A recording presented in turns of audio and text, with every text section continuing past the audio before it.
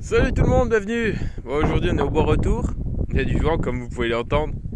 Et du coup ça taille gentiment.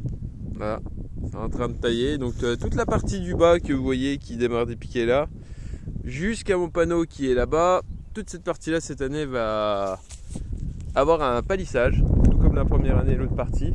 Je ferai la partie supérieure l'année d'après parce que elle est plus abîmée, donc je vais faire par étapes un morceau puis un autre morceau après. Et après le but c'est que étalé sur quelques années, c'est de faire évoluer cette taille, donc qui est en taille gobelet, en taille qui va passer en baguette pour faire des royas. Parce que les vieux cèpes ne permettent pas de transformer si facilement la vigne. Et le but c'est de réintégrer les cèpes dans leur rang. Donc vous voyez, il y a un espace de travail au centre qui me permettra de travailler beaucoup plus facilement sous rang, en fait, avec la débroussailleuse en pleine saison, avec un enherbement maîtrisé comme je fais depuis des années. Donc du coup, une régulation pour la partie du haut qui est un peu plus enherbée. La partie du bas, j'ai pas forcément trop besoin d'y toucher. Surtout j'ai du tapis végétal Saint-Lonin qui commence à prendre. Vous voyez, c'est cette petite plante. Voilà. Avec beaucoup de petites graines. Alors ça c'est terrible parce que ça se met dans les... Est-ce que ça arrive à filmer correctement? Ouais, j'ai un problème, je crois que le téléphone est cassé. Voilà, on voit, c'est un petit plumeau. Alors par contre pour les chaussettes c'est terrible, ça bousille. Par contre le gros avantage c'est que ça tient les sols, mais ça a des racines peu profondes, ça descend quand même, hein. Donc ça aère les sols, ça les tient, donc ça évite l'érosion. Mais contrairement à l'herbe à vache qui est énormément concurrentielle, celle-là elle est beaucoup moins. Et du coup le tapis végétal commence à prendre, tout comme dans la partie du haut. Donc généralement ça prend quelques années, là ça va faire déjà 2 ans que je travaille sur celle-là. La partie du haut aussi, ça fait 2 ans, mais elle a eu beaucoup moins de mal à démarrer. Et elle sera équilibrée. Après il faut les cèpes vont galérer parce qu'il faut qu'ils retrouvent aussi leur équilibre, que le sol se désacidifie, ça augmentera le taux de CO2 et le taux d'azote et de carbone dans le sol. Et dans 2 ans ça sera mieux. Je pense que ce sera vraiment au bout de 4 ans dans celle-là parce qu'elle était très abîmée. Donc au bout de 4 ans je vais pouvoir avoir un équilibre parfait. Et les choses reprendront leur cours et leur situation sera bien meilleure que ce qu'elle n'a été jusqu'à présent, car à Juliena j'ai mis quelques années avant d'avoir ce que je recherchais. Après du coup ça va faire des baguettes, je vais faire des royales, la vendange va être étalée, les raisins vont être un peu plus hauts, donc pour les traitements ça va être beaucoup plus facile. Et du coup tout le restant de la vigne va être converti comme ça, donc au lieu d'aller en direction d'un arrachage de la vigne pour une plantation nouvelle, ce qui serait dommage parce qu'on perdrait le capital clé du Beaujolais qui est ses vieux gamets, parce qu'il y a peu de sélection massale au jour d'aujourd'hui. La sélection massale, qu'est-ce que c'est? C'est simplement un prélèvement de bois dans des vieux cèpes comme ici. Bien entendu on fait faire une analyse, hein. On va pas prendre on prend un cèpe, on va sélectionner un cèpe pour ses aptitudes à la maladie, à la résistance, mais disons que après, par rapport à l'aptitude qu'il a, on va juger s'il est bien ou pas. Et s'il est bien, on fait faire une analyse de bois. Donc l'analyse de bois va voir s'il a des dégénérescences 1 et non, c'est 2 et 3 je crois.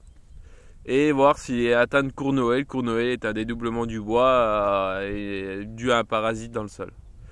S'il n'a aucun des facteurs, il peut être intéressant pour faire du sélection massale, donc il servira de clone pour les nouvelles greffes de la parcelle. Et dans le Beaujolais, on a une richesse d'avoir des vieux gamets, car à l'époque, les Lyonnais qui étaient les propriétaires d'une grande majorité des terroirs d'ici n'ont pas renouvelé les vignes, et du coup, on a quand même une antériorité de cèpes de qualité avec des clones intéressants qui peuvent avoir des potentiels sympathique pour le futur, quoi. Donc c'est vraiment à considérer, d'où aussi ma partie supérieure avec mes pieds de juillet, ce qui est une curiosité pour mes voisins, mais généralement parce que c'est les premiers pieds mûrs, c'est des clones particuliers qui avaient été mis en place ici et qui sont mûrs au 14 juillet. C'est voilà, c'est une sous-race, une variété qui est, voilà, je sais pas comment elle est arrivée là, Je sais l'utilité qu'elle en avait parce que la personne qui les utilisait s'en servait pour faire des pieds de cuve un peu avant ses vendanges. Et c'est assez génial, mais très peu courant, voire pas du tout courant. Donc c'est des parcelles là, ici on a entre 80 et 100 ans et du coup on peut retrouver des anciens cèpes comme ça et c'est assez cool.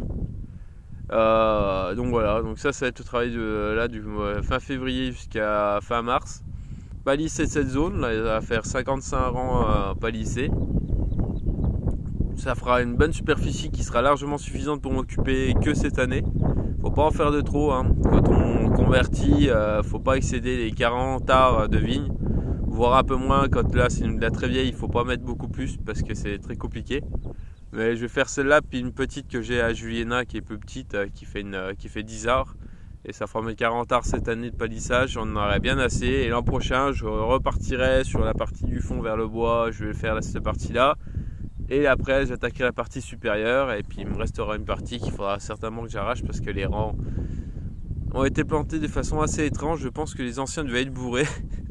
Oh, c'est surtout, il devait rester des greffes et puis ils se sont dit, allez hop, on va resserrer les rangs, on va replanter un peu plus. Donc, à un moment donné, il s'est planté à 1 mètre d'écartement, après c'est planté à 90, après c'est planté à 80. Il y avait un trou, ils ont mis un cep. Des fois c'est le bordel. Pendant les vendanges, c'est le seul carré où les vendangeurs se perdent dans les rangs, c'est assez marrant. C'est toujours une expérience, mais qui sera corrigée dans le futur. C'est le seul morceau que je vais arracher et que je referai propre après. Donc voilà, beaucoup de projets pour avancer encore dans cette aventure.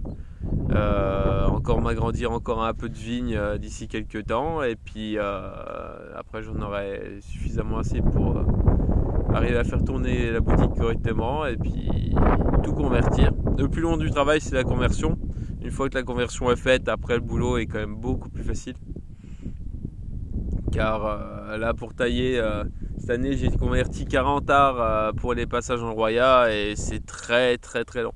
C'est le double de temps d'une taille traditionnelle et du coup tout cela aura un objectif final, c'est que ça va être étalé plus haut en végétation et végétation plus élevée quand on traite et quand on veut travailler sous rang pour débroussailler, nettoyer, c'est quand même beaucoup plus facile que quand c'est à ras le sol.